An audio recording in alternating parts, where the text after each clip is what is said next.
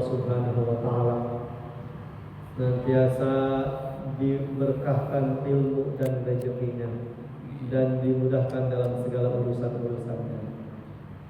Juga tak lupa yang saya hormati dan saya banggakan hadirin ikhwan jamaah pengajian Irbama yang insyaallah dimuliakan oleh Allah Subhanahu wa taala.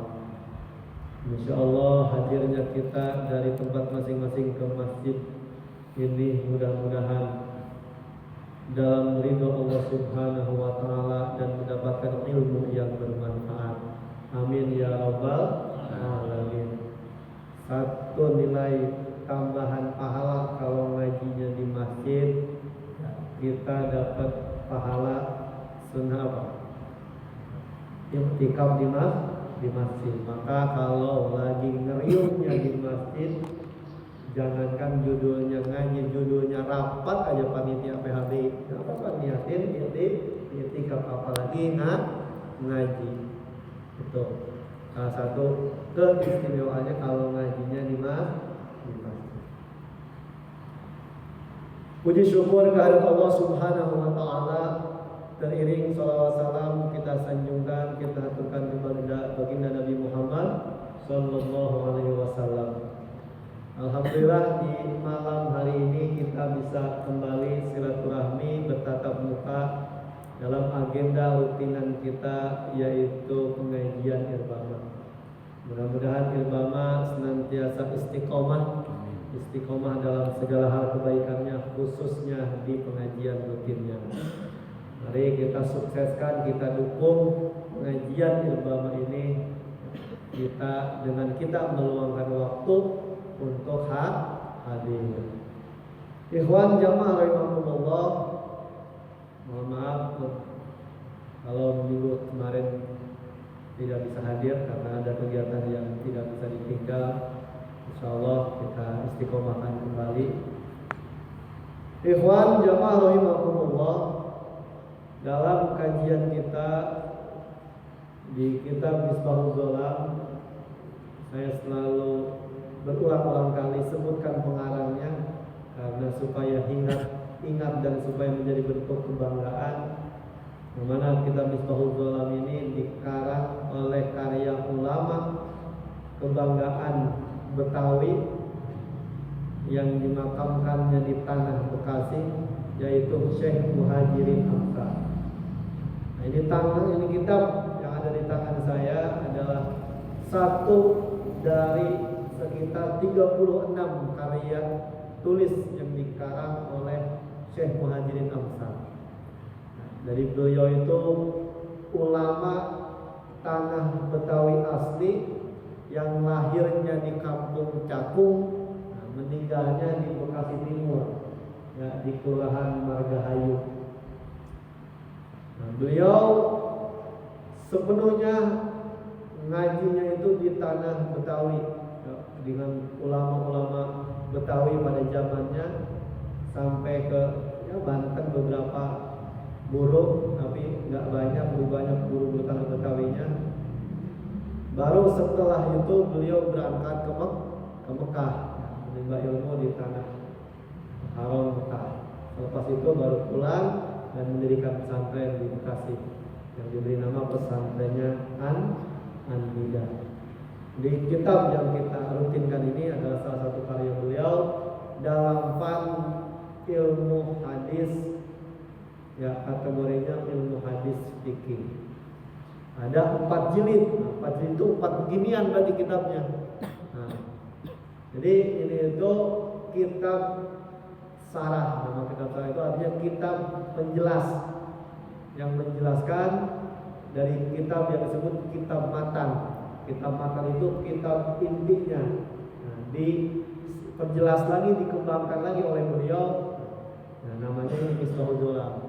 Kitab aslinya yaitu kitab Bulughul Maram. Bulughul Maram itu kitab hadis yang banyak berbicara tentang fikih, dan juga kehebatan kitab Bulughul Maram ini kitab hadis fikih yang paling banyak sarahnya. Kita kenal ada kitab Subul Salam, itu masih sarahnya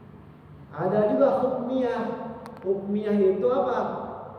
Najis yang sudah tidak ada 3 ciri tadi.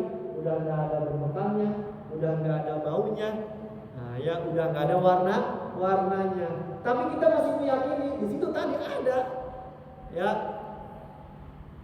kencingnya anjing tuh tadi lewat di situ, nah, ya di lantai teras rumah kita.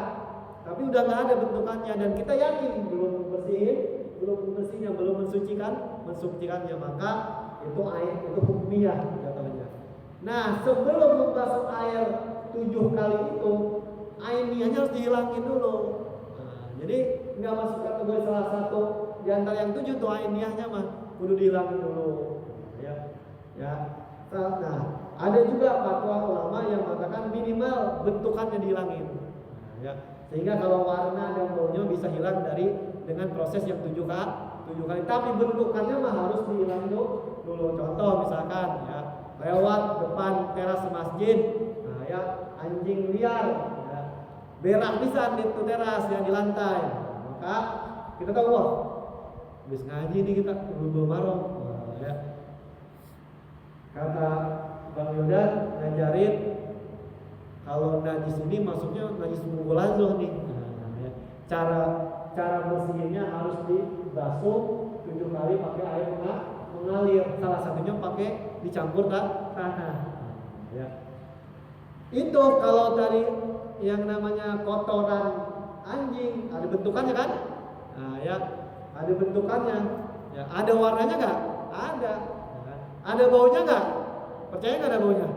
Hah? Kalau nggak percaya, nah, ya aku coba. Nah, ya kali ya nggak ada baunya. Ya. Nah maka paling tidak 1 dari 3 sifat ainiyah tadi, yaitu fisiknya harus dihilangin dulu, dibuang dulu, dicomot dulu pakai koran bekas ya, dibuang ya ke tong sampah. Baru habis itu nah dibasuh 7 kali. Nah 7 kali ini kan salah satunya dicampur tanah. Kapan tuh yang air dicampur tanahnya? Saat pertama kali, di pertengahan apa di akhir? Ulama menjelaskan yang afdol itu di akhir. Yang afdol di akhir. Ya karena itu. Ya, itu. Nah, dan juga airnya harus pastikan mengalir. Nah, itu terkait najis mughaladzah. Kedua, najis mutawasito. Nah, ya najis mutawasito itu najis yang paling banyak. Karena di luar najis mughaladzah itu najis mutawasito, dan di luar najis mukhaffafah itu najis mutawasito. Mukhaffafah kan cuma tadi kayak kencing bayi laki-laki yang belum makan apa-apa kecuali ASI dan usianya belum 2 tahun. Maka najis yang lainnya kategorinya najis mutawasito. Nah, ya kita pahami najis itu sesuatu yang kotor, ya, yang mana menyebabkan tidak sahnya sholat. Apa saja? Banyak. Kotoran manusia, kencing manusia, darah. Nah, ya, itu najis mutawasito. Nah, cara membersihkannya tadi masih catatannya itu 2 sifat najis itu harus hilang. Pertama, menghilangkan dulu ainiyah najisnya. Ya kan, itu dengan 3 sifatnya yang harus hilang. Gitu. Nah, juga ada yang di situ nggak ada bentukannya mah, baunya juga udah hilang, warnanya juga udah hilang. Tapi kita yakin itu masih ada. Kita yakin di situ pagi tadi itu ada kayaknya ayam, maka kita harus tetap basuh dengan air mengalir. Ya. Nah, itu kategorinya najis hukmiyah yang tidak ada 3 ciri-ciri dari sifat najis ainiyah tadi. Nah, ketika kita sudah paham tentang kategori najis mughaladzah, mutawasito dan mukhaffafah serta cara membersihkannya, ini menjadi patokan baku nih, karena yang namanya terkait najis, Najis itu masuk kategori sesuatu yang pasti akan kita temui dalam kehidupan sehari-hari. Maka santri Irbama, jamaah Irbama nggak boleh keder yang namanya tentang bagaimana mengelola atau bagaimana menyikapi najis. Nah, jangan bingung. Karena apa? Ini sesuatu yang pasti kita temukan dalam kehidupan kita sehari-hari. Ya. Apalagi yang di lingkungannya banyak ayam, ya kan? Banyak peliharaan yang lain, ya ADD, ya. Banyak bersinggungan dengan peliharaan ternak. Nah, itu harus betul-betul paham dan harus betul-betul detail dalam melihat, ya, dan menjaga kebersihan daripada kotoran hewan-hewan atau peliharaan. Nah, masuk kita dalam hadis yang kita bahas malam hari ini, yaitu satu hadis yang diriwayatkan oleh Sayyidah Asma binti Abi Bakar radhiyallahu anha. Jadi Sayyidah Asma ini adalah salah satu sahabat perempuan yang juga sekaligus anak daripada sahabat utama baginda Rasul. Karena bapaknya itu adalah siapa?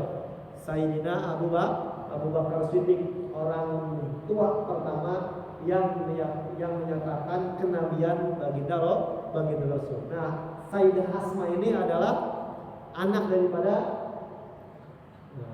Abu Bakar Siddiq. Dan Sayyidah Asma ini juga menjadi salah satu sebab satu ayat Al-Quran turun. Ya, satu ayat Al-Quran turun. Ya, jadi sahabat yang punya keistimewaan, ya, punya story yang terkenang dalam sejarah peradaban Islam.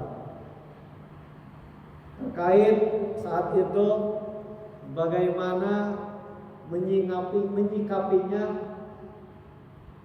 seorang Sayyidah Asma ini kepada ibunda kandungnya yang masih musyrik statusnya. Jadi di awal-awal dari Islam itu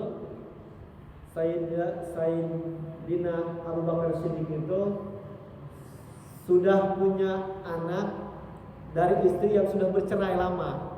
Nah, jadi Sayyidah Asma ini ibu bapaknya udah cerai. Nah, maka ketika Abu Bakar Siddiq pun masuk Islam, mantan istrinya yang kebetulan ibu kandung Sayyidah Asma ini nggak ikut masuk Islam, masih statusnya orang kafir, masih musyrikin, masih belum beriman kepada Allah. Nah, ya, maka saat itu Sayyidah Asma menerima kedatangan ibundanya yang namun ibundanya Sayyidah Asma ini lagi namung, ya, umumnya orang tua namung ke anak udah lama gak ketemu, ya, bawa tentengan, ya, bawa roti, bawa madu, ya, kalau di kita mungkin bawa ayam bakar, ya, orang tua kan nengokin anak yang udah berumah tangga. Begitu nyampe rumah, sikap Sayyidah Asma ini ternyata nggak bagus sama ibundanya. Dengan alasan apa? Dengan alasan emaknya yang masih musyrik. Ya, ibunya nggak diterima dengan baik. Ya, dengan tegas Sayyidah Asma ini bilang sama ibunya, "Ibu, mohon maaf, saya nggak bisa menerima ibu dulu. Karena ibu statusnya belum login, statusnya ibu belum masuk Islam, belum login. Maka saya harus tanya dulu ke baginda Rasul, bagaimana saya harus bersikap.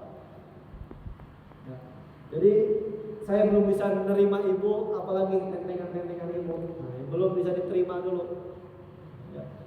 Maka saat itu juga Sayyidah Asma ini meninggalkan ibunya di depan rumahnya, langsung bergegas menemui baginda Rasul dan menanyakan terkait hal tersebut.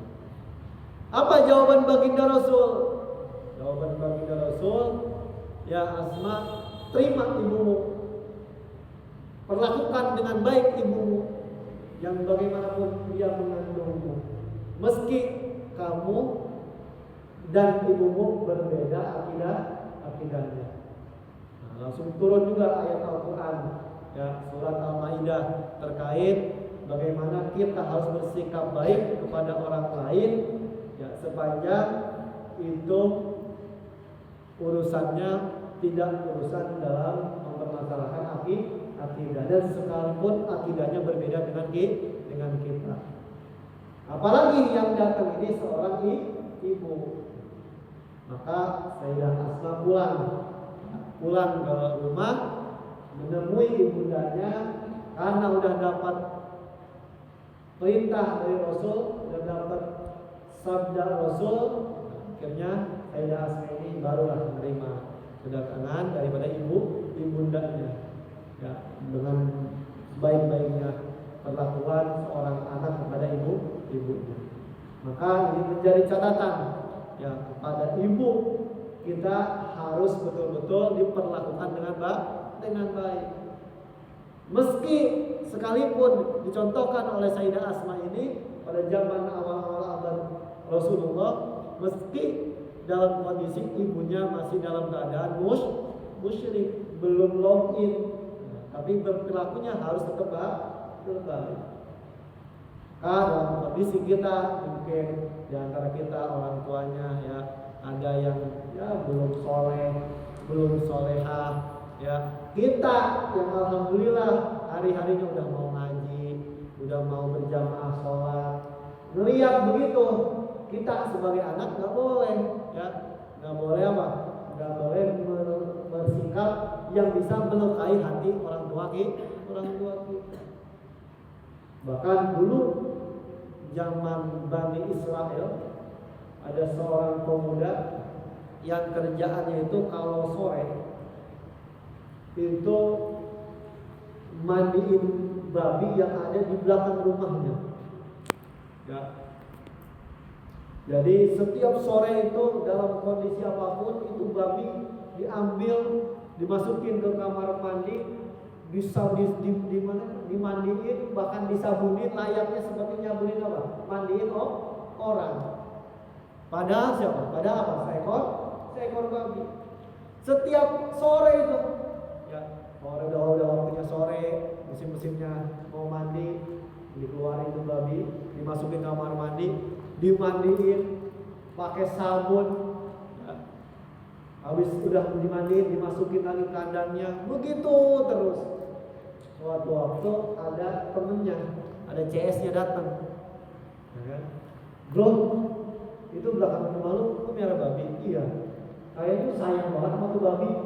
Padahal cuma seekor babi, gitu kan? Tapi sayang banget tuh kelihatannya sama itu babi, sampai nggak pernah absen, sampai nggak pernah lupa mandiin itu babi.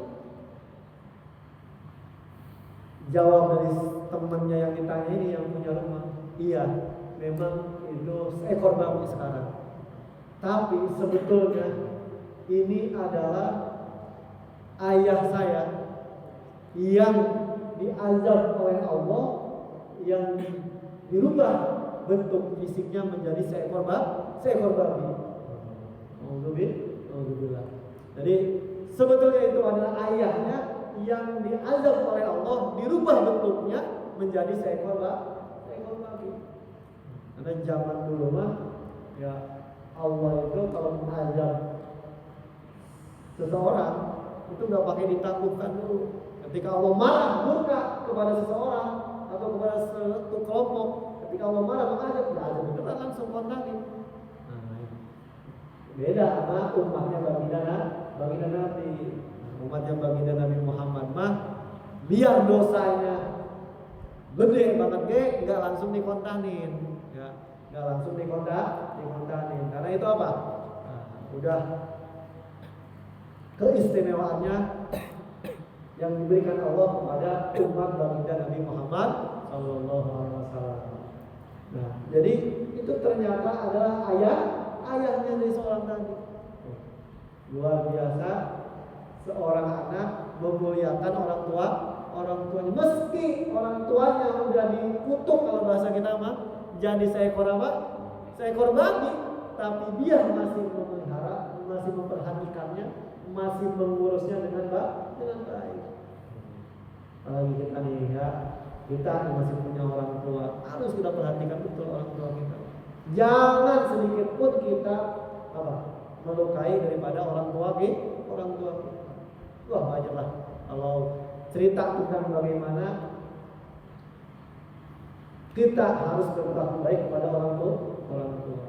Ada cerita tentang siapa? Sahabat Nabi yang namanya Alqamah. Ada yang pernah dengar cerita tentang Alqamah? Alqamah seorang pemuda yang soleh, nggak pernah kelihatan oleh baginda Rasul kecuali lagi ibadah di masjid. Ini pemuda dan tidak selang beberapa waktu si pemuda ini nikah dengan seorang wanita yang dicintainya. Dalam perjalanannya, singkat cerita, Alqamah ini sakit, sehingga baginda Rasul juga beberapa orang saat waktu itu tidak pernah melihat lagi Alqamah di masjid. Nggak pernah lihat lagi Alqamah di masjid. Ternyata kedengar oleh Rasulullah, Alqamah ini udah ada seminggu sakit, yang sakitnya itu kondisinya itu udah mengkhawatirkan. Udah nggak bisa ngapa-ngapain, udah nggak masuk apapun kecuali air putih. Udah dirium, udah ditalkin, udah dibisikin la ilaha illallah. Udah lewat dari seminggu, lewat sehari, seminggu lewat 2 hari, seminggu lewat 3 hari, sahabat masih sabar nungguin. Udah hari keempat, resah juga sahabat. Ini Alqamah nggak ada tanda-tandanya sehat, nggak ada tanda-tandanya mati juga, ya kan? Ya, jadi hidup segan mati tamak. Kamu coba tanya ke baginda Rasul, ya harus seperti apa kita bersikap? Diutus salah satu sahabat ke baginda Rasul, diceritain begitu. Kata Rasul, coba masih punya orang tua nggak dia? Kalau masih punya orang tua, samperin orang tuanya, suruh nengokin Alqamah.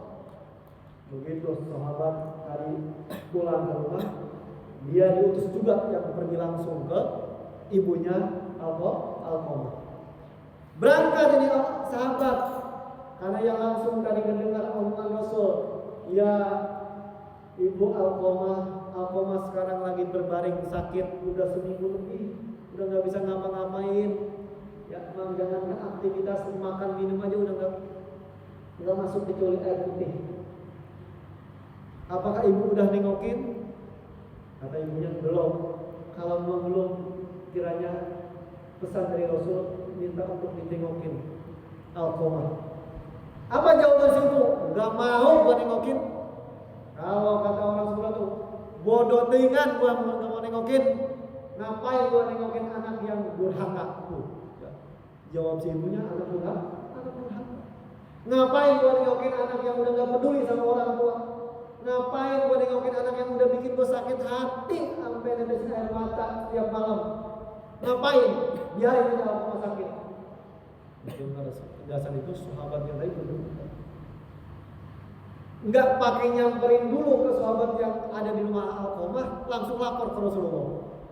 Dengan gemeter, ya Rasulullah, ternyata ibunya Alqamah begitu. Kita samperin, bukannya kaget ataupun bukannya langsung nengokin, malah nyumpahin Alqamah, malah nggak mau nengokin Alqamah. Mendengar begitu penjelasan sahabat, Rasulullah langsung datang nemuin itu si ibu Alqamah. Ibu, benar ibu nggak mau nengokin Alqamah? Benar ya Rasulullah, benar ibu. Memang ada sakit hati ke Alqamah, benar.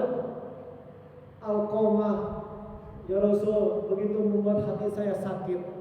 terutama ketika Alqamah sudah punya istri ya Rasul. Memang kenapa Alqamah sikapnya ketika punya istri? Alqamah ketika sudah punya istri sudah beda sama saya. Biasanya Alqamah yang setiap saya belum bangun, Alqamah sudah menyiapkan buat sarapan saya. Yang namanya Alqamah sudah selalu menyiapkan air mandi untuk saya ketika saya sudah waktunya mandi. Gak pernah Alqamah tega melihat saya kecapean, kelaparan, kecuali Alqamah sigap dalam menolong saya. Tapi itu semua berubah ketika Alqamah punya bini. Jangankan bersikap seperti itu, nengokin aja udah gak pernah Alqamah. Udah gak pernah ya Rasul semenjak dia punya istri. Mendengar penjelasan itu, baginda Rasul dengan penjelasan yang baik. Kalau begitu Alqamah anak durhaka buat ibu. Iya, Alqamah durhaka buat saya. Ya udah, kalau begitu Alqamah durhaka kepada seorang ibu dapat dosa besar. Kalau gitu Alqamah jangankan nanti di akhirat, sekarang sudah harus bisa merasakan azabnya. Sahabat, siapkan kayu bakar, kita bakar saja ini Alqamah. Karena Alqamah gak akan Allah cabut nyawanya kalau gak dapat restu dari ibunya, atau gak kita berikan azab di dunia dulu sebelum nanti akan mati dan masuk neraka. Siapkan sahabat kayu bakar, kita bakar Alqamah. Mendengar penjelasan Rasulullah begitu, tiba-tiba ibunya Alqamah berubah ekspresinya.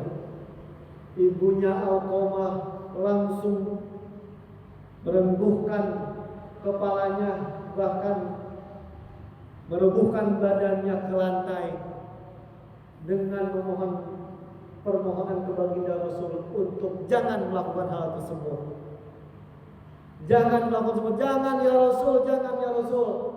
Meski Alqamah begitu, aku benci, aku merasa sakit hati karenanya, tapi aku gak tega ya Rasul kalau harus dibakar jasadnya. Maka aku memaafkan Alqamah ya Rasul, asal jangan dibakar ya Rasulnya, fisiknya Alqamah. Ibunya nyamperin Alqamah, dipeluk Alqamah, dibisikin la ilaha illallah Alqamah. Gak lama dari situ Alqamah meninggal. Alqamah meninggal. Demikian gak jadi dibakar. Itu siapa? Ya, itu si Alqamah. Ya. Nah itu. Jadi bagaimana kita harus memuliakan seorang ibu. Sayyidah Asma tadi punya cerita menarik, cerita khusus terkait bersikap kepada ibunya. Maka baginda Rasul meminta Sayyidah Asma untuk tetap memperlakukan baik kepada ibunya, hatta ibunya itu masih statusnya musyrik. Apa konteks hadis yang disampaikan Sayyidah Asma ini? Yaitu Fidamil haidi yusibus sauba, ketika terdapat darah haid dalam sebuah pakaian, maka hilangkan fisik darah tersebut. Tahut tuhu, ya, karena kondisinya saat itu sudah mengering. Tahut tuhu, maka keringlah itu bekas itu darah yang sudah mengering. Tahut tuhu, keringlah darah yang sudah mengering. Summa taqlusuhu bil ma'i, lalu basah dengan air. Summa tandahuhu, dan juga gosokkan dengan air tersebut. Summa tusalli fihi, maka setelah dilakukan dikering, ya, itu darah yang nempel di baju tersebut, habis itu disiram pakai air mengalir, terus juga digosok-gosok sampai hilang warna, rupa dan bau daripada darah tersebut. Summa tusalli fihi, maka lanjutkanlah, maka sholatlah kamu dengan pakaian tersebut. Jadi hadis ini menjelaskan tentang hukum darah, dalam hal ini ceritanya darah haid yang apa? Yang menempel pada baju, di mana cara mensucikannya itu dengan menghilangkan fisiknya si darah tadi, terus mencucinya sampai hilang sifat-sifat dari darah tersebut. Tadi dia warnanya hilang, baunya hilang, fisiknya hilang. Setelah itu keringkan, maka pakailah lagi itu baju yang bekas kena darah haid. Ini menjadi salah satu contoh ketika seseorang terkena najis, ya. Baik itu najisnya itu seperti contoh dalam hadis kena bekas atau kena darah, dari darah haid, atau kena najis mutawasitoh yang lain. Tadi kena apa? Kena kotoran binatang atau kena kencing kucing misalkan, ya kan? Nah, itu maka cara membersihkannya sama seperti yang di awal seperti jelasin. Ya, kategorinya cerita dari hadis ini adalah kategori hadis mutawasito, yang mana harus dihilangkan dari 3 sifat najis tadi. Fisiknya hilang, warnanya hilang, baunya juga hilang. Tapi ada juga case yang lain, ada juga kasus yang lain. Bagaimana seseorang sholat, habis sholat ternyata di pakaiannya itu ada bekas darah yang masih nempel. Padahal dia yakin betul karena dia yang nyuci, ini udah cuci baju. Nah, ya, terutama yang biasa bersinggungan dengan darah siapa? Perempuan, ya. Pertama darah bekas haid biasa nempel di bagian apa? Di celana dalam atau celana bagian luar yang kebetulan ternyata tembus darah haidnya. Nah, ya, udah dicuci, tapi ternyata begitu dipakai sholat, habis sholat baru ketahuan, oh ini ada bekas darah yang masih bisa. Nah, ya, pasti sekalipun bisa itu sudah hilang tuh yang namanya sifat baunya, sudah hilang bentukan fisiknya, hanya sisa apa? Sisa warna yang nempel di baju. Bagaimana hukumnya? Sah nggak itu sholatnya? Ulama menyatakan, ulama Syafi'iyah terutama dalam kitab Kasifatus saja, ya, dalam kitab Safinatun Najah, Syekh Nawawi menyatakan maka itu nggak apa-apa, hukumnya tetap sah sholatnya. Hukumnya apa tetap? Tetap sah sholatnya. Kecuali apa? Kecuali dia sholat, ya, habis sholat baru tahu ternyata ya ada apa? Ada ketempelan tai ayam yang masih basah. Ya, baru tahu itu habis sholat. Bagaimana hukumnya? Sholatnya sama enggak? Kalau itu mah hukumnya sholatnya enggak sah, harus ulangi lagi. Itu hukumnya enggak sah, karena itu mah kita memastikan najisnya itu najis baru, bukan kayak kasus tadi darah yang bekas sudah dicuci ternyata masih ada keraknya nempel ludahnya, itu nggak pakai rinso baru kita cucinya, gitu ya. Masih ada bisa. Kalau itu mah dimaaf. Kalau yang ini mah dia sholat, pas habis sholat ternyata baru ada najis ya yang nempel di bajunya. Nah, itu mah wajibnya ada, sholatnya wajib mengulang lagi karena itu mah diyakini najisnya najis baru. Nah, itu.